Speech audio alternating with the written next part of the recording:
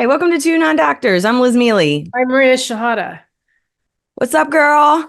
What up? Nothing. What's going on with you? I'm in the living room because I'm stealing Wi-Fi from my upstairs neighbors for now. Yeah, how's that going? Actually, it's fine. I panicked for no reason. Wasn't there a movie? Was it like I feel like it was like a National Lampoon movie where Chevy Chase thought he thought he was drowning in all this water, like in a fountain, and then he stands up and he's in like a foot of water. But isn't that the analogy for life? Yeah. Like you just like panic and worry and freak out. Like I had a conversation with Evan. I forget what the purpose of it was. And I was making a face and he's like, "What?" I was like, "I'm going to say something. You take it how you like, but you're freaking out about something that hasn't happened yet and you don't know if it's going to happen. So, two things are happening. It's either going to happen and you've worried and now you've hurt yourself twice, right? The worrying that it's going to happen and then when it actually happens, so now you've hurt yourself twice, or it never happens and you hurt yourself for no reason. So why don't we just not think about it because nothing's happened yet?" And he's Yeah. like, that was probably the first time in our relationship. He's like, "That's a really good point." That's funny. Yeah. Although I did see a meme on Instagram that was something like, all those things that I worried about didn't happen, which is how I know my worrying worked. Yes, I see. I saw that and I was like, that's also a pretty good point. Like I Yeah. the same way that my mom like panic holds the armrest on a plane and she's like, "I kept that plane in the sky." Oh, Like I I 100% have magical thinking on planes. I'm like, if I were back here just like worrying about our every move, we would be just careening. And so I don't know how flights that I'm not on don't just careen into the ocean, you know? honestly, I think that's the real priority seating is just the woman in the back being like, "I kept this in the sky." No, it was the pilot, the co-pilot, and me. Those are the people you thank. Yeah, I think I tweeted that once where I was like, I don't know, like I was like, I want to fall asleep on this red eye, but I don't know what the pilot's going to do if I just, I forget what I said, but it's like he needs me. Yeah, I am saving everybody. Yeah. I mean, you know what? I'm kind of always a worrier, but I do think more and more like I have less time for it. And I have to sometimes be like, we don't have time for this. And Yeah. and it's actually weirdly enough been the more like people telling me not to worry hasn't fixed it. It's been more like I don't even have time to worry right now because I have this and this and this. Yeah.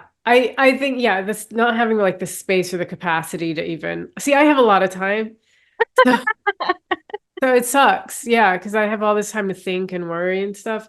I kind of like my parents' shorthand because like I think like before we drive on long road trips, they would just like make the sign of the cross, which what an excellent way to like just kind of like This is cut God's out problem now. you cut out the longhand. Like yeah, you're just like, all right, we're protected. But I feel nothing towards religion. I Well, really yeah. But don't. sometimes I wish I did, just so I could have that. It would be But like, just like well, some I kind of replacement. yeah, yeah, I There's a part of me that's like because I even trying to be like spiritual because I have friends that are spiritual, which is at least a little bit more of a easier way to get into it. But it's like you know what's the closest I have? I have like worry rocks. Like I have like something thin I can keep in my pocket. Like when I get really anxious, it's just a smooth rock that you kind of keep in your pocket to kind of center you to be like almost like Inception, how like they could tell if they were I haven't seen Inception in I like don't. over 10 I'm years. sorry. No, I haven't So seen I'm it. going to start explaining it, and all our fans are going to be like morons. But there was something that was like if they spun a top or something like that, and it landed a certain way. I think that meant they were like in some kind of dream-like bullshit. But it is a little bit like just having something, especially when I had really bad anxiety like 10 years ago. I would keep like a rock in my pocket or like a little figurine or something to kind of like either half play with, but like half like center me. But like I agree with like your parents where it just really does feel like having some kind of religion where it's just like whatever happens, they did it. Like Yeah, either they wanted it to happen. That's always the craziest where they're like, well, they wanted it to happen. And you're just like, Who's they? God? I guess. Okay. Like it happened because God said it was going to happen. I mean, there is an element of like, I did everything on my end. If God wanted this to happen, it was God's plan all along. So whatever. But I, I I do feel like it's just like knocking on wood. It's like if we don't acknowledge that we're in a dangerous situation, God will put us in one to remind us. Yeah. I don't know. Like I don't think that's like consciously being thought, but it just feels like it's like we're just saying like, hey, I know anything bad could happen here. So just want to let you know, we know. And that if you could just protect us from that, it would be great. I don't know. Like, yeah. It's also, I mean, there is also something to being like, it's not our fault, right? Like we Right. did the crossy cross. You decided to do this. I didn't fall asleep at the wheel. You made me tired. Johnny like got upset with me because it was over lockdown and he was like going out like at midnight or something for a walk. And I went, be careful. And he was like, why? And I was like, I don't know, I felt like it's something you say, right? And he's like, no. Like every time I left the house, my dad told me to be careful. Like I've just been told it's a knock on wood. I've told her to be careful, so it's out of my hands after that. My dad always, especially when I was in Europe, my dad would like sign emails or sign text messages to be aware of your surroundings. So it's the same, Wow. that's the same thing, but it actually genuinely makes me laugh because it's like, yeah, man, I've been a woman the whole time. Like, I'm alive. I'm aware of my surroundings, but I'm aware of my surroundings in my apartment. Like that's like one step away from look behind you. It's like, if my dad's this close to telling me to look both ways before I cross the street, like, what are we doing? Was it on the podcast I was talking about how because my dad would drive me crazy with all the warnings and I was trying to back out of the driveway. He's like, be careful because there's kids running around next door and then they don't I was like, I know how to not hit kids. Please turn that into a joke. You told me that when we were traveling, and I think it's the funniest thing ever. I feel so bad. The worst I snapped at my dad recently, I was home for the holidays, I think like 2 years ago, and I was making tea, right? I was putting the kettle on the stove, and my dad goes, did you check if there's water in there? And I was like, what? And he goes, to make sure there's water in there. I was like, Dad, that's the whole way you make tea. There's two tea steps. Yeah. Of course they did. Everybody, first of all, you pick it up and you can feel it. But like, yeah, man, like I literally was like, yeah, but I think it was because he was like, da da da da da da. And I was like, are we down to tea? Are we down to teaching me how I make tea? I'm not 9. Actually, I think probably 4. Like that's the last time I needed tea directions. It's infuriating. I love that you're drinking tea at 4 and making it yourself. But like, yeah. I was making tea for the whole family. Yeah, that's the kind of stuff my dad does. It was like micromanaging like every little, but I do think there's some like supernatural element of if I don't warn her, it will happen and it'll be my fault. I do think there is like a responsive, like clearly all of this is from love, you know what I mean? But like you also want to be like, can't you trust that you did a good job? Like, can't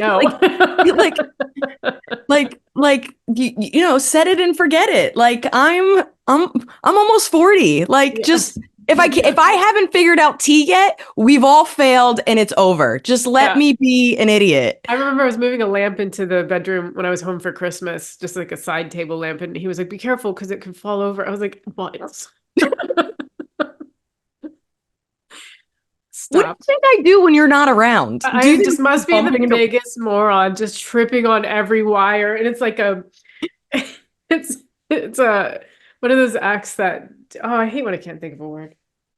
What are the acts when it's all physical? Physical comedy, slapstick. I'm just like slapstick. It doesn't matter now. Okay. I was gonna say it actually feels like our fathers think of us as like the opening scene of every rom-com where it's just like a woman tripping while like holding coffees and like or with Tupperware commercials where they open a cupboard. Somebody needs to teach me. Somebody tell me if I opened the cupboard, this would happen.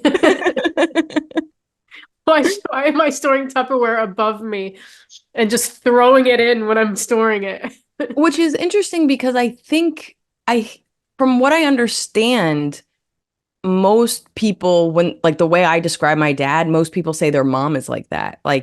Like that kind of micromanaging, didn't you don't know what you're doing, I'll teach you how to do it kind of thing is actually a mom trait because like I've noticed most people when I describe my dad go, "Oh, my mom's like that." And even Me the too. Yeah. stereotypes of moms are like moms are like that. And I was like, "Oh, it's always been my dad." Yeah. Yeah. My mom's the one that sat back and let my dad do the parenting because he was controlling it so much. She was like, okay, Yeah. I'm here if you need me. Yeah. I'm here if you cry. We'll be over here crying together. He also didn't tell me to put water in the tea kettle. Yeah. I mean, it was kind of dementia, but she exploded a kettle. Oh, really? Oh Yeah. no. Yeah. That one makes sense though. And Like she that wasn't one. using her hearing aid, so she didn't hear the whistle. And I don't know what my dad was doing. Was he just like fuming? Like, when is she going to get this tea? But yeah, it exploded.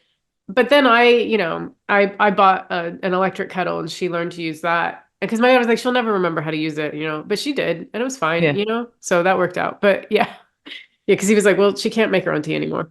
Yeah. And you're like, so nobody gets to make tea? Is that how that works Yeah, now? I was like, but yeah, because I was like, where's the tea kettle? And then that whole story. I don't know if I shared this when I was in college. I think I was a sophomore in college. I was in the dorms and I was living with like five girls. I hated all of them. Actually, there was one that was okay. The one that was okay is what this story is about. This girl, I can't remember where she was from. She was hard boiling eggs. So she put, like a pan, she put the eggs in, and then she forgot about it and Ugh, went to sleep. Like she took a nap and set our kitchenette on fire. oops. Yeah, oops. So basically, the water evaporated. There was a what do you call it? Like a dish towel somewhere near the stove, and it caught on fire, and the whole I don't think I was home because I got like panicked calls. They were like, "Hey, our place is on fire." And I was like, "Our whole place?" They're like, "Just the kitchen." And I was like, "Our whole kitchen?" Like everybody was like, "It's not a big deal." And I was like, "It feels like a big deal." Um, but yeah, our whole kitchenette went up in flames because I can't remember her name, man. And she was the one I liked the most. All the other girls were bitches, but she was just mostly a little not fully there. But she was eight. Because I was a sophomore, they were all freshmen. So I was a little bit more attentive if anybody was making things in the kitchen after that. Yeah. But yeah, but I do feel Wait, so I, your kitchen exploded and then and then what we got, happened? Like, did you have and then we to got, did you lose your deposit? Did you fix it? oh, oh, I was 100% her problem, not mine. Okay. Yeah, and then dude, it was like such an old dorm that they're like, this doesn't look too bad, and we're like, what? Oh, that's funny. They're It's like, only slightly worse. yeah, they're like, this looks the same as all the other ones, and you're like, what? Um, but it is funny to be like, I don't need a reminder, and I'm like, she needed a reminder. Some people That do, yeah, I get that, but I'm not that. yeah, I can see something. But you do realize because the whistle has saved me many a time. I will say I am a make a cup of tea and forget about it kind of person. Yeah. But like Well, I that's why often it whistles. I mean, sure, it's fair to like be like, hey, it's just that my mom couldn't hear anything either. but I'm also like make the cup of tea and then you want to seep it for a couple of minutes and then 4 hours later I'm like, oh, tea. You're Like like, I've got really intense concentrated tea. Does anybody want iced tea? does anybody want like heroin level intense iced It's tea? like mud. It's just Yeah. flopping out. Yeah. Sugar? I'm like they say green tea is good for you and this is now a paste. Um ugh. I am still I think I'm half jet lagged mostly because I overextended myself and I put too many activities in the books because I thought I'd be better by now. You're dumb. No, that's 'Cause I'm valid. like, I haven't done shit and I'm not ready still. Like, And you're not even jet lagged. it's not even jet lag. An hour is nothing, but it was just the intenseness of Oh, going oh, it was traveling. exhausting. But yeah, I mean, it wasn't just that. It was like the West End before that. And like I didn't have a break since going home and like dealing with like cleaning out the house and stuff. So I think like just it's all culminated into like, oh fuck, I really need to like step back. But yeah, I mean, I'm sorry, you're not dumb, obviously, but like No, I am.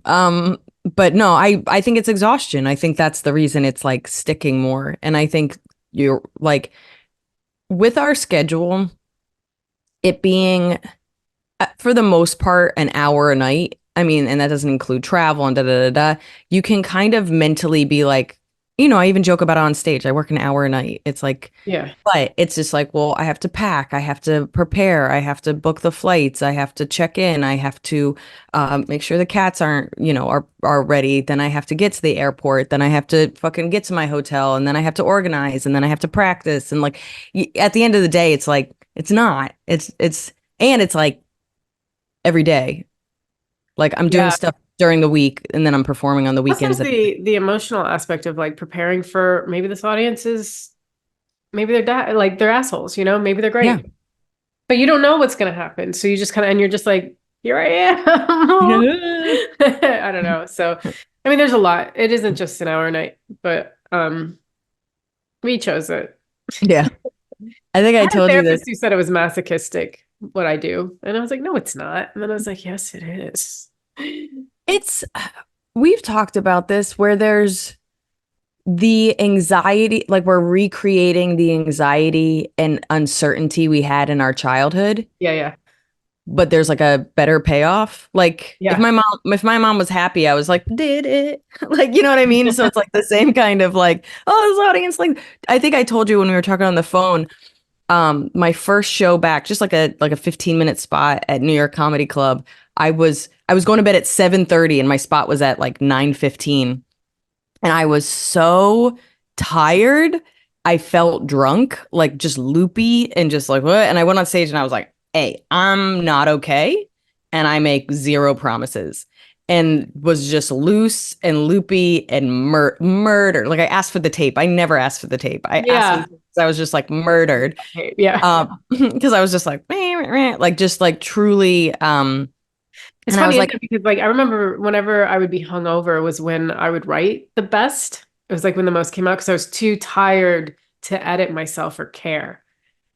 that's such a good point. Like that filter, that like shame filter, right? Like that, like this is stupid. Like they always say, like I purposely, all my notebooks aren't spiral. They're binded because I remembered when they were spiral, I'll be like, this is stupid. This is stupid. Yeah.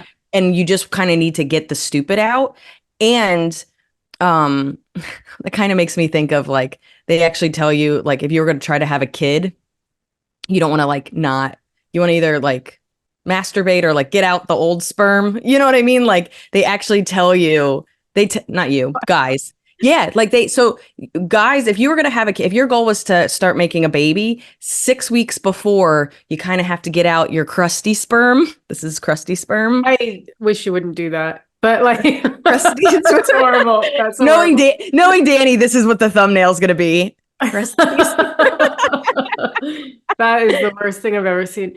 The crusty sperm, it feels like like pancake batter. It's like get the shitty one out of the way. Yeah, so you can have the best pancakes ever. Don't you want to have smart pancakes that go to school? I hate the thought that there's like brown tap water for sperm that you have to kind of like let run out. Yeah, But that's people 100% it though. Made from that. Yeah, people are made from that. People are made from Those are the people who forget that they're cooking eggs. Mostly they're the brown tap water people. The ones our fathers warned us about. That being said, you got to get your crusty thoughts out. Like you just have to like, and half the time this doesn't apply to sperm, but half the time I'll be like, this is stupid. And then I'll go back and I'll be like, okay, the beginning wasn't good, but that was something I was starting to think of an idea and I think I can do something with that. So sometimes it's just like that current judgmental thing. I just have to like, this is dumb. This has no, my first draft of writing, especially an idea, I don't know where it's going, is like level 1 bad comedy. And then I can come back with it with fresh eyes and bring it up to like a level 10. Yeah. That's great. You're so nice to yourself. I'm like, this is dumb. Never again. Never see the light of day. It's got to kill it its first time out of my mouth, or I never say it again. That's insane. That's No. you can't I know. Well, that's why I'm slower to write. I'm slower to get new material out because I'm just like, oh, there's so many failures. Yeah, no, I need to like be better at not just throwing the baby out with the bathwater. Those tap water babies. Tap water babies. Sometimes they have some value. Yeah, this analogy is just fucking destroyed. It's a gift that keeps on giving. It's just yeah, you sent me a TikTok video where that lady, it was about like having so many fucks to give as you age. That shit fell apart hard. I was like, what is she talking about? Oh, I loved it. First you have all these fucks and you're carrying it around, you're sick of carrying it around, and then you wanted less fucks, right? It's too heavy, right? So then you empty out your fucks, then you have a smaller container and a smaller case. And as you age, then you have your little pouch of fucks. And then, but it's like, are the fucks getting smaller because you're aging or because you're tired of carrying? Like, what's happened? It's just this, I hated it. That makes me sad. I feel like what I liked about it. So she essentially is just saying that women. I know what she's saying. I mean, you can tell people what she's saying. Yeah, I know. No, I know you know. I think the analogy fell apart. Go on. Understood, but we have to let them know. It ain't just us, girl. It ain't just us. It's us and 6 other fans. Essentially the question was like, why do older women care less? Well, like, why is it that after your 40s, women just don't give a fuck? And she's like, it isn't like you wake up on your 40th birthday and you're like, everybody can suck my dick. You know what I mean? That in a way. I was just like, actually, fuck everyone. Yeah. But I think it accumulates, but she was essentially saying, like, as a woman in society, you have to care about your appearance and you have to be nice to men and you have to, do this and you have to do, and you have all this societal, like, what you're supposed to do. And and she says you basically pack them into your giant backpack every single day. And as you get older, it starts to be heavier and heavier and you have more responsibilities and there's more things you need to do that you're like, okay, I'm not going to care about my hair. Like, I don't have that fuck I could give a less about. And I'm not going to care about hurting people's feelings because you know what? They don't care about my feelings. So that fuck goes away. And she was just basically saying that by the time you're in your 40s, you've downsized your giant backpack of fucks to a change purse of fucks where it's just the ones that really matter, the ones that matter to you. And that's why when you talk to somebody, a woman in her 40s, she's no longer this like, oh, whatever you want. She's just like, no, the answer is no. Jason, the answer is no. Like, and people are like, why is she like, and it's just because you're like, you don't care if people like you anymore. You don't care if people find you attractive. You don't care what they think because you spent 40 years placating to them and it's exhausting. Like, I think to me, what I liked about it is it was a silly way of saying eventually these things that you were put on your plate as a woman were already impossible and felt so heavy. And eventually you drop them because it's unsustainable. And the few fucks that you give are the ones that you should have about caring about your friends and family and doing a good job with the job that you care about. And like, I don't know, I liked the silliness of it. This is the other thing. We are comedians that work on a thought over and over and over again till it's not only the perfect wording, but bulletproof. And I think you're using your comedian eye for a TikToker analogy. I want to just clarify. The fuck I gave about that video didn't last very long. Mm-hmm. I think I didn't like that. But yeah, I'm very critical. My comedian eye looks at everything. Yeah, everything you should I see on Instagram or TikTok or like I watch our own podcast and from a comedian, I'm like, I wish we could have redone that conversation. That would have been so much better with a take 2. Yeah, but of course. I forgive that. I just didn't like it and I didn't like her face. So anyway, you don't gotta like everything I send you. She doesn't give a fuck if I don't like her face. Girl, you acted like I was like, hey, this is gonna be our director. And no, I know. I just was just like, I was like, what? That fell apart, but I get what she's saying. Yeah. I also, any video where somebody says fuck and talks about it, follow. I just like that she was just like, oh, I dropped my fuck. Like, I'm just going to leave it there. Also, no one gives Marc Maron credit for talking about that in a special like years ago. Oh, which exactly that. I don't think I even remember it. Yeah. I mean, he talks about like giving less fucks as he gets older and stuff. Like It's a Mark Maron bit. Oh, I don't know that everyone, I think what happens is maybe one person might have seen it, started talking about it, then other people started talking about it, and it just metamorphoses into not his anymore. It's just kind of in the sure. zeitgeist. Oh, for sure. That's why like when I see even like we quoted that little thing that you said in the beginning where it was um I worry all that worrying is the reason nothing happened or whatever. Yeah. Like that didn't I saw that. It didn't have like a someone's tweet or anything. It was just like a quote like God wrote it. You know what I mean? Yes. And Yeah. you're like that was somebody's. That was somebody's and over time they got zero credit. And I've seen that happen to Adrienne Appalucci where she had this bit that was on I think Comedy Central or Netflix and then the first time somebody posted it it had her little, at symbol and then eventually it blew the fuck up and her name was nowhere associated to it. And then it was a guy posting it and he changed it to be him talking to his girlfriend when it was always her talking to her God, there's boyfriend. just so many thieves. That's why it's like, It's so fucked. And the thing is, it's like I would love for something to go viral, but I want credit for that was my thought. That was of my course. creativity. I remember I sent you a video. I was like, this is really funny. And you're like, oh, he steals material. And I'm like, damn it. Because you don't know anymore. Like I don't know if someone Of I course. like is just stealing that from someone who's unknown like I am. Some other version of me out there who nobody knows is like got these amazing like not that I'm saying. Anyway, I hate that. I hate that about social media. It's like content can get stolen so quickly and easily and there's nothing you can do about it. And also, we as comedians and writers grew with integrity. And these TikTok people, they don't even, some of them, not all of them, some of them don't even know that what they're doing is considered stealing. Do you know what I mean? I know Yeah. that sounds naive, but it's actually kind of true for, I would say, a small portion of them where they're like, what? I'm just sharing it with others because that share thing, look, you could just share it. How is that not? But it's just like, yes, but sharing it and having it being attached to somebody or doing the voiceover for it still gives that person credit and they could go back to it. But just saying like, did you think trees are like da da da da and being pretending like it was your thought originally isn't sharing, it's stealing. The same Yeah. way that if I went on stage and started doing your joke and never said Maria said this, that's stealing. Right. Right. And they're just like content is content, I guess. Like it's just like out there for the taking. It's like the way j jokes used to be in the 50s where it was or like at least how it was explained to me that like UK comedy scene would be people just telling street jokes. So it was just kind of like there was like a joke bank and then like these comedians would just take jokes from this joke bank and just say Yeah, and them. you put your spin on it, right? And that's usually my Yeah. perspective of Right. it. And that's kind of what magic is. Like Prakash really taught me a lot about like there are people that invent their own tricks, but it's a lot of you putting your spin on a trick that's been done for 100 years. Right.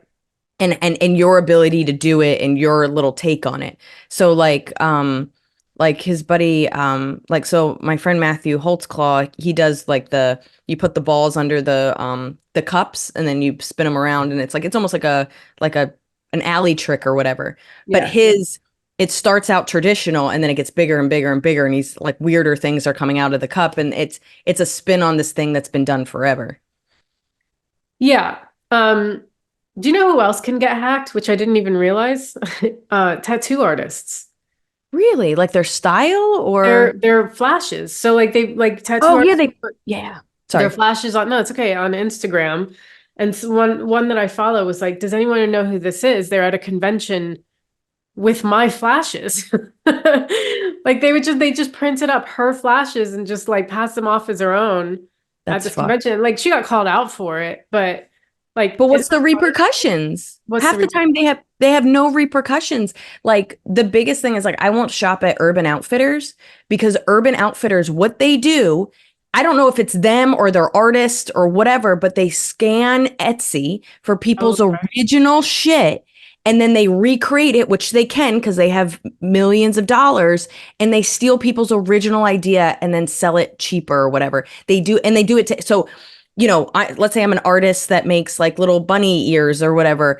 they'll steal the bunny ears, and then there's another artist and they steal this other thing. So they're just stealing from multiple artists, giving them zero credit, taking their intellectual property. And if they sell these bunny ears for $10, they're selling it for $3 because they can do that because they have more material. Fucked up shit. Like, it's just, that shit's the worst. Yeah. And then there's also people that make inventions, and then like these kind of Chinese companies will go and make it and then sell it for cheaper on Amazon or whatever. Like, there's so much intellectual property stealing. And what I've heard, especially with like inventions and even with young artists, you don't have the money or the, like with China, you can't even get to them. Like, you'll never be able to sue them. But in the US, it's like, how are you going to sue Urban Outfitters if you don't have the, like, yes, we're like a company where it's just like, you should be able to, but unless it's a huge class, like, you'd have to prove it, and it would cost you a lot of money to get a lawyer. Like, it's just, it's unfortunate. So we have like less than 10 minutes. Let's get to our Google. Well, quick announcements. Thank you so much to our Patreons and everybody that's supporting us. We love you. You guys are the best. Make sure you follow us on all the social media. What's our social media? At Two Non-Doctors, it's a number 2 Forward Doctors on Twitter and YouTube, and at Two Non-DRS on Instagram. And follow me on Instagram at Maria Shahada. Liz Mealy. And this will come out next week. So, I'm doing a full Texas run. So, what? Yeah. Birthday week for us. Oh, yeah, our birthday week next week. Oh, yeah. We'll have to do. Okay. So, for our birthdays, Patreon, listen to us, follow us. But I'll be in Texas at the end of June. So I'll be in San Antonio, Houston, Dallas, and Austin, and then a bunch of other tour dates, and then my special taping September 15th in Brooklyn. Do you want to Googly first? Sure. I'll be around London and then in Liverpool in July. Well, yeah, my Google was about cosmetic height surgery. No. Yeah. No. That was something I knew was a thing like 20 years ago, but like it was like it's pretty it's pretty intense. They break your goddamn legs, Maria. Like the mafia. Like, they take your femur out and they bust it over their knee and they put a pole. And it hasn't, they're like, oh, technology's gotten better over the decades. I don't think it has. No, it hasn't. It hasn't. And then so people, first of all, it's very expensive. It's like between like $50,000 and $210,000. Which and then second of all, you can get like 3 inches at a time done. So like up to 6 inches. I would love to do this, but it just doesn't seem. You would love to, you insane person. That's the most insane thing you've ever said, and I've known you a long time. I mean, I would just love to be taller, I guess is what I meant to say. Yes, but that same, like, first of all, go fucking wear some heels. But like like, first of all, I can't imagine heels are more painful than this surgery. Touche, my dear. Yeah. No, I believe me, I've done my own research as well on this. Have you? Yeah, of course. Of course. Who doesn't want to be 3 to 6 inches taller? Are you kidding me? I would love, dude, I was in Whole Foods trying to get, I found my fake Cheez-Its, my grain-free Cheez-Its that I'm obsessed with. And they were so far back and so high up that I wanted to get 2 boxes. I jumped and got the first one. And then, when you get caught by somebody, like it was a Whole Foods lady watching me jump, and she sees me and I was like, I almost got it. She goes, girl, let me get you a ladder. So she runs off looking for a ladder, comes back with a security guard. She goes, I couldn't find a ladder. I was like, so you brought a human? So this giant security guard just comes and gets it. Helen Hong and I had a whole like sketch of us like trying to reach things in supermarkets. I loved it. You guys throwing stuff and just like using like other things to anyhow. But yeah, so yeah, what they do is they break your bone and then they put a pole in between. And then they kind of wait for bone to grow over that with nerves and muscles and all that. And the actual surgery itself isn't that, I don't know how surgeons are actual humans. Like, it's crazy to me what they do. But like the actual surgery itself isn't the crazy part. The crazy part is the harder part, I should say, is like the relearning to walk. Relearning to walk and all the training and the I keep wanting to say personal training. What's the actual word? Physical therapy. Physical therapy, yeah. But that's also like, I find that to be like somebody's going to be like, "Oh, did you get in a car accident?" It's like, "Yeah," and I got to learn to walk. And people are like, "So brave." So to this is learn. what I was going to tell you. If I do ever get into a car accident and they're doing surgery anyway, have them give me a couple inches. The same way that you're like, "Hey, I'm in this car accident. I know my face wasn't affected, but we could throw in some plastic surgery. There's like a little like car accident facelift." Situation. Car accident face. Dude, no, who was I talking? I was talking to somebody and I was like, you do all of that for 3 inches. And it's like, well, keep in mind, especially for men, if you're 5'9" and now you're 6 feet or 5'11", that's a big difference in the dating world. But yeah, I was like, but if you're walking like a fucking Frankenstein, I'm not. Well, some guy was like, well, I spent $70,000 on surgery, but women I think respect me more. I'm like, you should have just told them you had $70,000 to throw around instead. Yeah, if you buy us shit, no. That's actually very funny. And I get it and I mean, I think it's shitty. Although, who was I talking to? Oh, I was talking to Hurry, and we were telling somebody about like when we became friends. And he goes, "Was it when you were dating that little guy?" I was like, "He's 5'9". That's shitty. Fuck. That's I was funny. just like, he's like, no. He goes, "He had little guy energy." I was like, he did actually have little guy energy. And he was like really short in high school. And even though he was 5'9" now, he still had like a chip on his shoulder, which I was like, yo, dude, go to therapy and lose your height chip. You're 5'9". You're fine. We should get to your Google. We have 3 minutes. Oh, 3 minutes. Okay, mine's easy anyway. Okay. I think I caused myself to have acid reflux from drinking too much coffee. Okay. So first was the signs of acid reflux, which is, I'll be honest, it's that kind of regurgitation where you I get a throat gurgle. I hate it.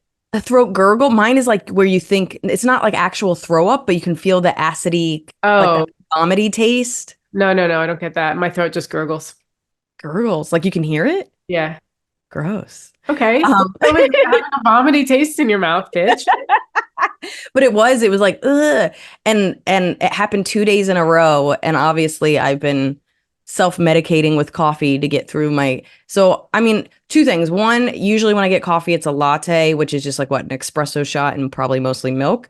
And lately I've been drinking cups of coffee. So I've had 2 cups of coffee and I think I think I've always had some acid reflux, but this is probably the worst it's been in a while. And I think that is acid reflux, my little vomity feely, whatever. And then my next Google was, is it due to drinking too much coffee? And they're like, "Oh yeah, girl, like cut it back." So do you know how to like manage it?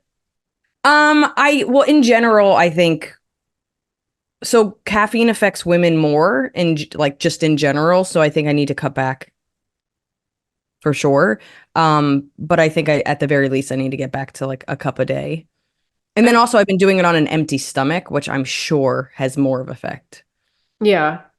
So it's weird that they didn't like there was no like take magnesium or bicarbonate, whatever to like. Oh, like when it happens. Yeah. But like, I don't know about you, but like when it happens, it's like, it's never in a place where like I have the resources to fix it. You know what I mean? Like I truly was like in the car and I was like, ew. I don't get that. I don't think I've experienced like a vomit coming up.